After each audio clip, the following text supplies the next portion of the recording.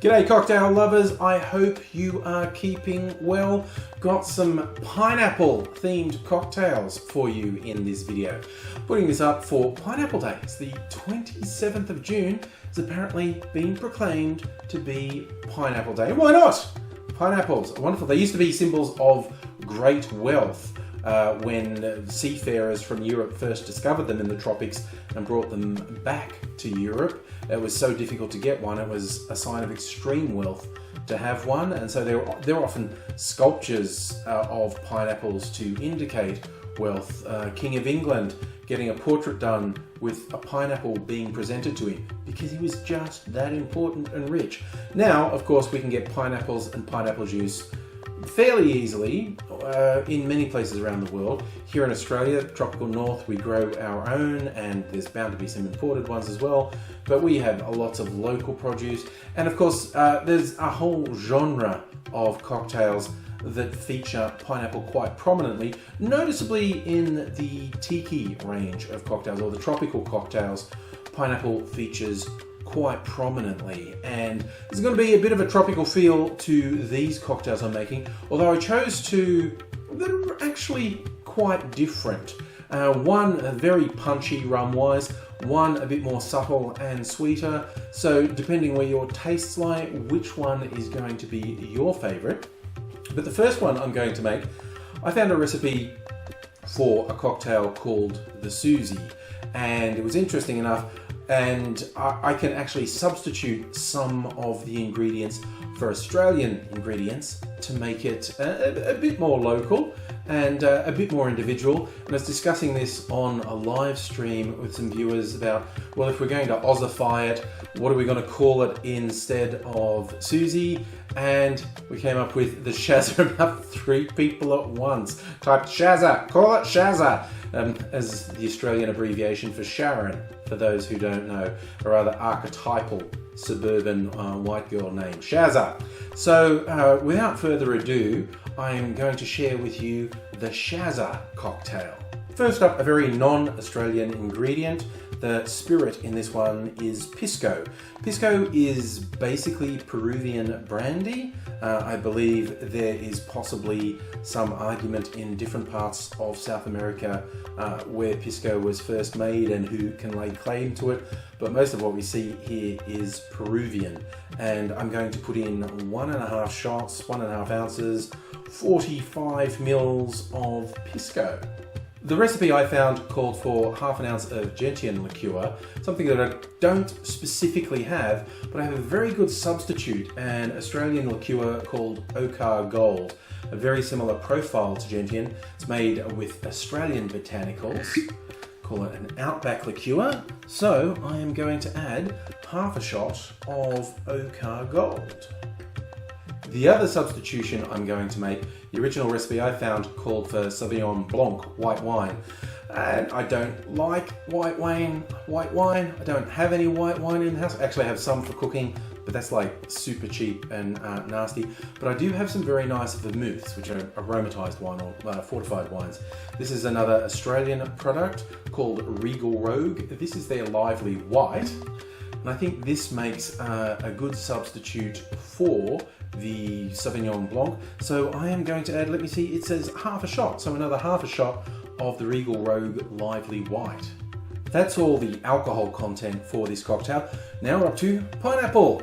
Being Pineapple Day, central feature, doing 1.25 shots, just over, let's see, that's about 35 to 37 mils of pineapple juice. I'm eyeballing it a bit, I'm not being that precise. So 1.25 ounces of pineapple juice going in. And the drink also calls for a 1/3 shot of sugar syrup.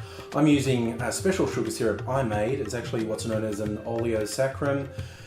It's made by sprinkling sugar on the peel of fruit. In this case, it was lemons and limes.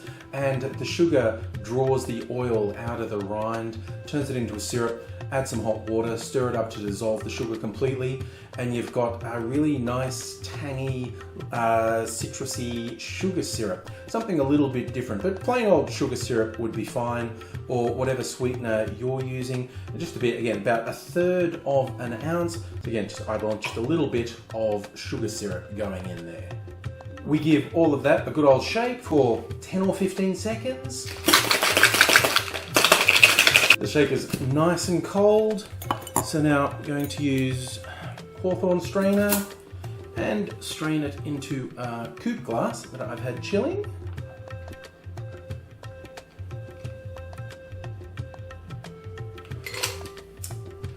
Rather lovely looking drink, and behold the Shazza. I'll give it a taste.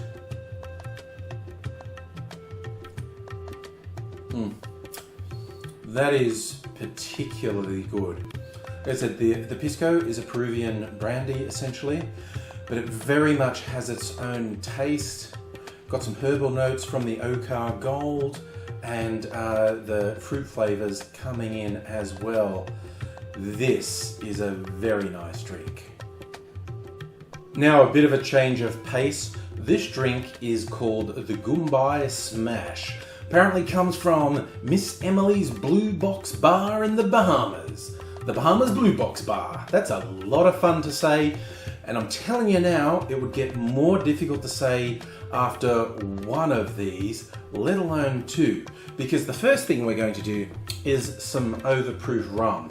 The recipe I saw recommended, they call it Navy strength, which they say is about 54-55% alcohol.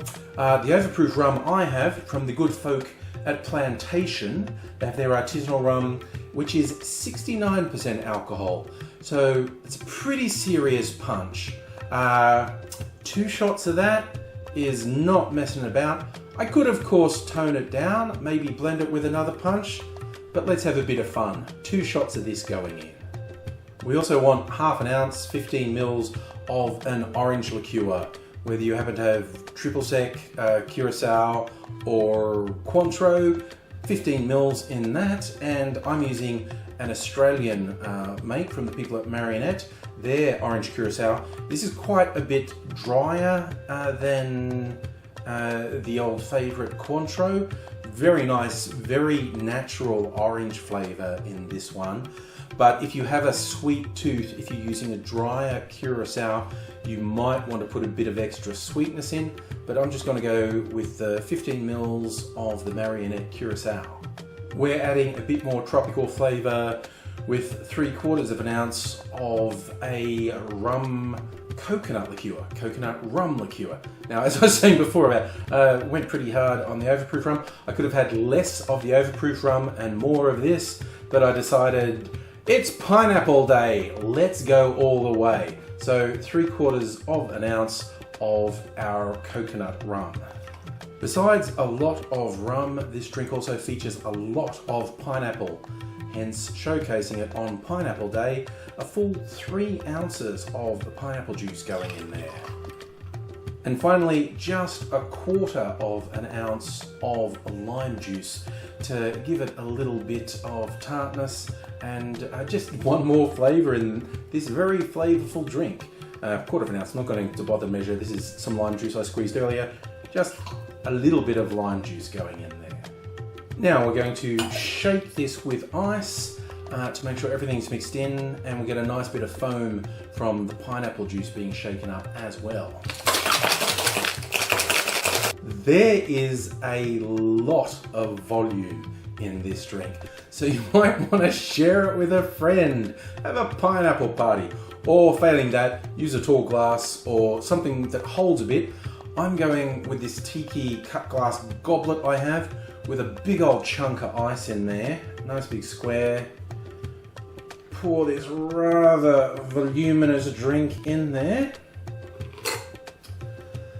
And there we have a Goombay Smash in all its pineapple glory. Let's have a little taste. Surprisingly enough, that's got a real rum kick in there. But, especially with the volume of pineapple juice we put in and the other elements, it's actually smoothed out quite a bit. We've got a few different fruit flavors going on there with the curacao, the pineapple, and the lime juice. And there's coconut in there as well. So it really is. It's pretty much an archetypal tropical drink, this one. So if you're looking for something to knock your socks off, I did get asked in one of my live streams recently about how many cocktails can you drink before going over the legal limit to drive, which is 0.05 in Australia. And I said, look, how long's a piece of string? The short answer is 2.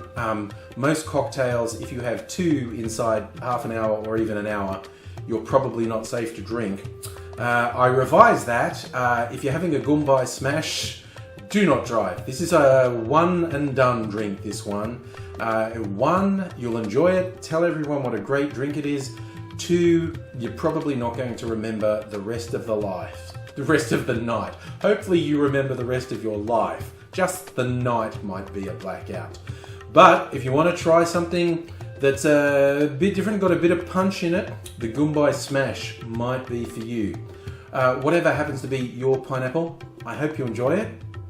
I hope that you're taking care of yourself, enjoying the odd beverage. I hope these ideas help you, give you something new to try. I try to find different and interesting drinks for you to try.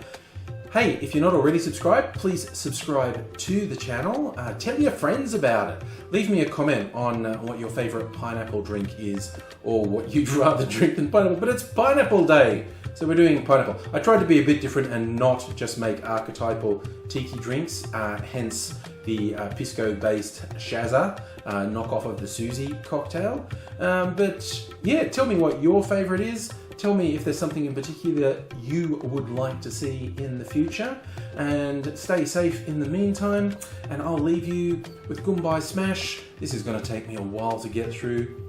Cheers!